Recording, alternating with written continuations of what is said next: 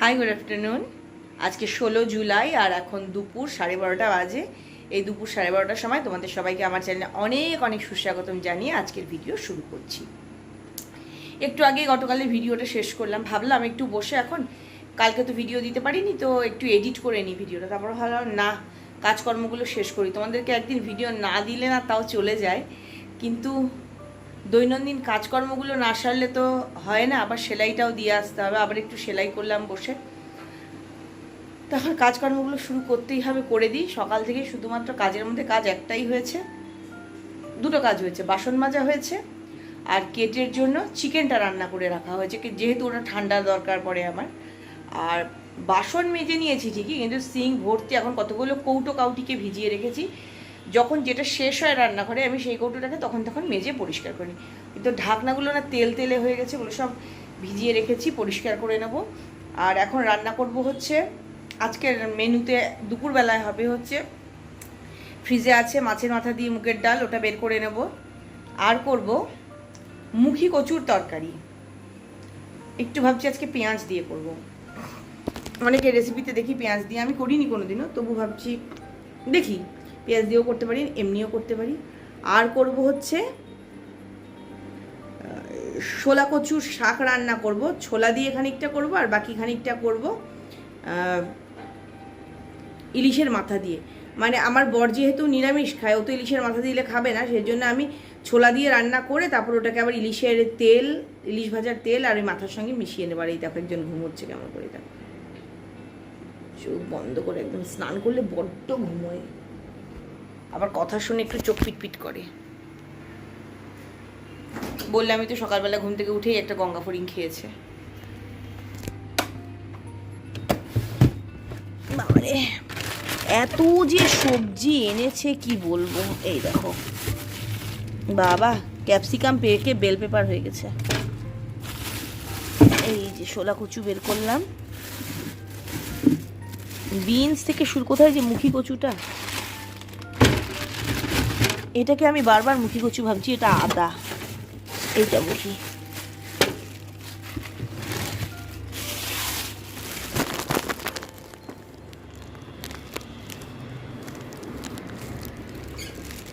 আগে তো শোলা কচুর শাকটাকে অনেকেরই শুনি শোলা কচু কাটলে হাতটা ধরে, আমার ওরকম খুব একটা কিছু হয় না।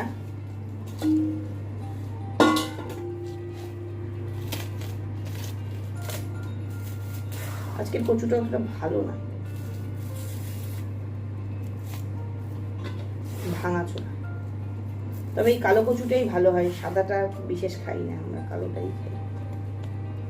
এত যে ভালো লাগে আমার খেতে, আমার খুব একটা হাতটা চুলকোয় না, কিন্তু আমি জলে দেওয়ার পর না হাত দিই না, জল ছেঁকে ছেঁকে ধুয়ে তারপর জালির মধ্যে দিয়ে নিই।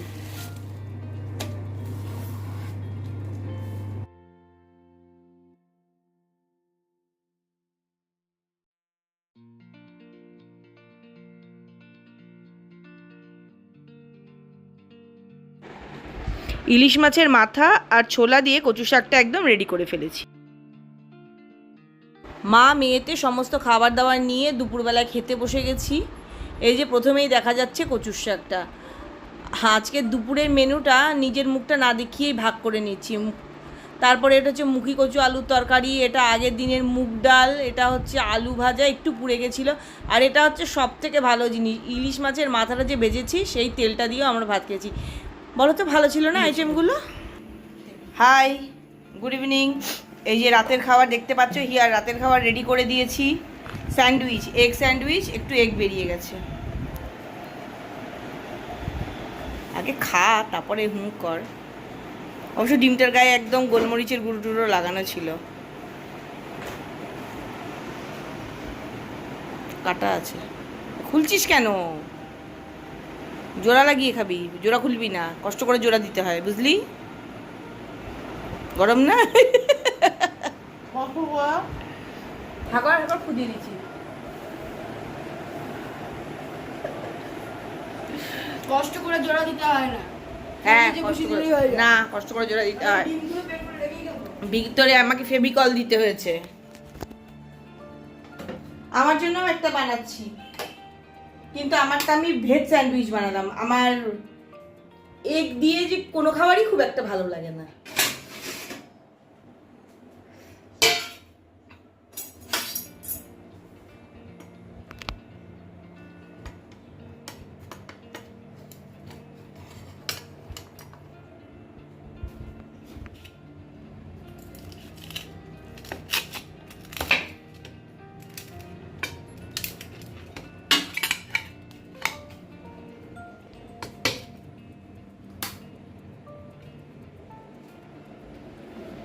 আমারটাও নিয়ে চলে এলাম।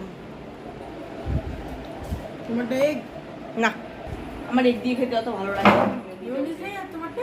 হ্যাঁ, মেয়োনিজ অল্প মেন।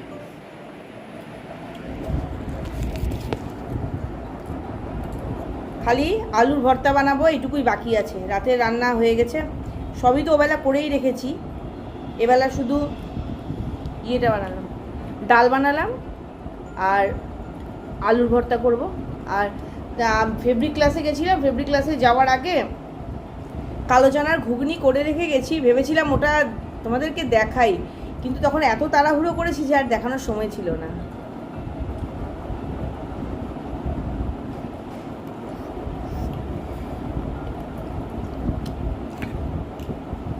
সারাদিনের সমস্ত কাজকর্ম শেষ হয়ে গেছে, কিন্তু সেলাইয়ের কাজটা তো আর আমার শেষ হয় না। রাতের খাবার দাবারও দিয়ে দিয়েছি, আর আমরা তো দেখলে স্যান্ডউইচ খাচ্ছি। সবসময় সব রকম রান্নাগুলো তোমাদের সঙ্গে শেয়ার করা হয় না, বা খাবারটা শেয়ার করা হয় না, কারণ অনেকটা সময়ই হয় কি ভিডিও করে করে কাজ করতে গেলে সময় লাগে, আর একটা হাত আটকা পড়ে যায়। এবার সব জায়গায় তো আর সারাদিন ট্রাইপড নিয়ে নিয়ে ঘোরা সম্ভব না। আর আমার কোনো ক্যামেরাম্যান কিছু নেই। ক্যামেরাম্যান ক্যামেরা ধরে না, ক্যামেরাম্যান পরীক্ষা, তাই তাকে ডাকলে ডিস্টার্ব হবে। তো এখনই একটা খাবার বানিয়েছিলাম, ডিম সেদ্ধ আর আলু সেদ্ধটাকে নুন, কাঁচা তেল আর কাঁচা লঙ্কা দিয়ে মেখেছিলাম। মেখে এরকম একটা লাড্ডু, কারণ প্রত্যেকের ভাগে একটা একটা করে গোটা ডিম দিয়ে আমরা মাখি, সব ভাগাভাগির ব্যাপার আমাদের ঘরে। আর এখন তো একটা দিয়ে মাখতেই হবে, কারণ একটা মানুষই খাবে, আমাদের তো খাওয়া দাওয়া কমপ্লিট।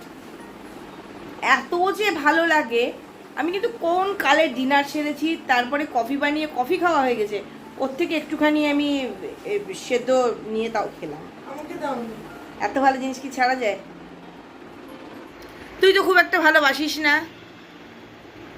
আমার কাছে আমি তোমাকে মেখে দিতে বলি না, কিন্তু আমি নিজের ডিম থেকে একটু ভাগ রেখে আমি মেখে আমি নিজেও খাই।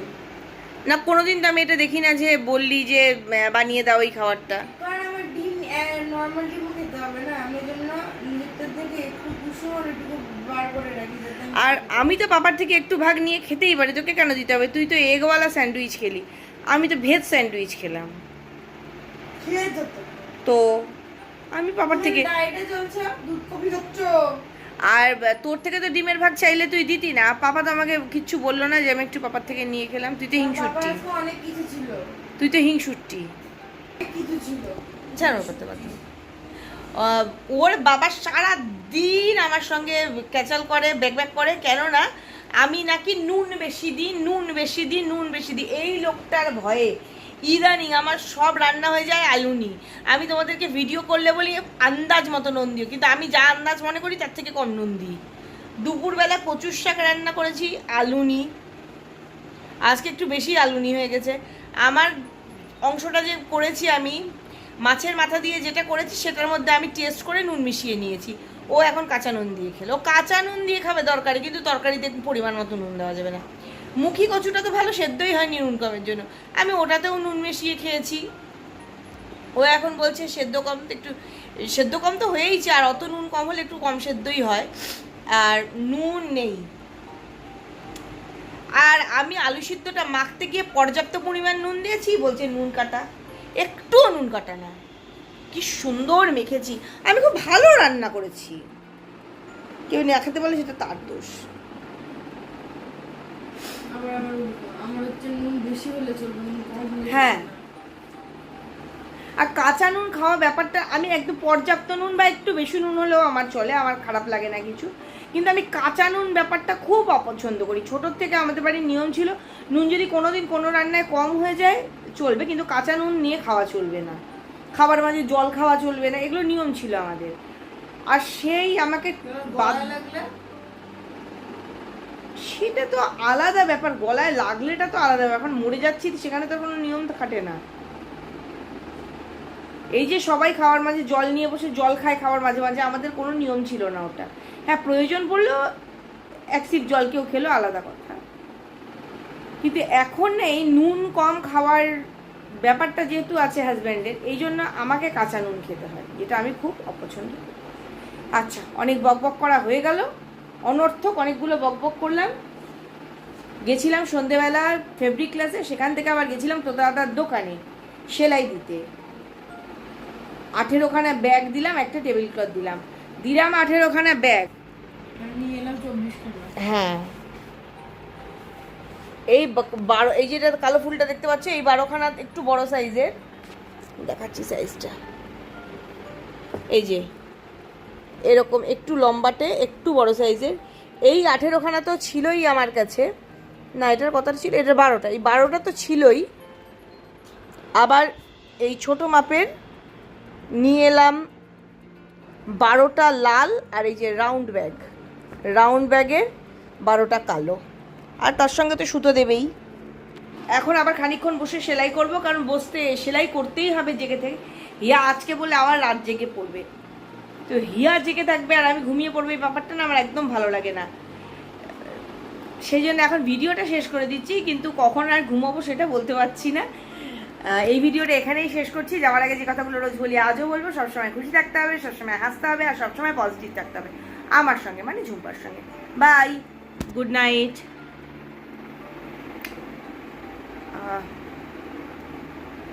আলপনা রুবি ব্লগস, এটা আমি আর হিয়া দুজনেই খুব পছন্দ করতাম, খুব দেখতাম, কিন্তু কালকে বোধহয় ঘটনাটা ঘটেছে, কালকে থেকে আমার নজরে পড়েনি। আজকে আমি দেখবো, কালকে মানে ইউটিউবে আমি বিশেষ কিছু দেখিনি, আজকে আমার নজরে পড়লো যে আলপনা রুবি ব্লগসের আলপনা আর নেই।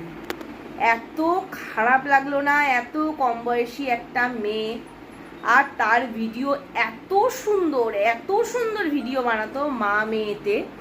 আমি তো আজ জানলাম ওটা মা, আমি এতদিন ধরে ভাবি যে ওটা ওর শাশুড়ি, কারণ আমি ওদের ফুল ব্লগ খুব একটা দেখিনি, আমি যা দেখেছি সেটা ওদের কমেডি ব্লগগুলো। এত সুন্দর কমেডি টাইমিং, এত সুন্দর লেখা গল্প, যে মানে হিয়াও খুব পছন্দ করতো দেখতে, কিন্তু আজকে একদম মানে যখন থেকে শুনেছি মনটা খুব খারাপ হয়ে গেল। অনেকে অনেক রকম বলছে চিকিৎসাজনিত অবহেলা, যাই হোক যেটাই হোক, যেই কারণেই ওর মৃত্যুটা ঘটে থাকুক, মৃত্যুটা ঘটেছে এটাই বড় কথা। আর ওর থেকেও বেশি খারাপ লাগছে ওর মাটার জন্য, একটি মাত্র সন্তান ছিল। ওকে, গুড নাইট।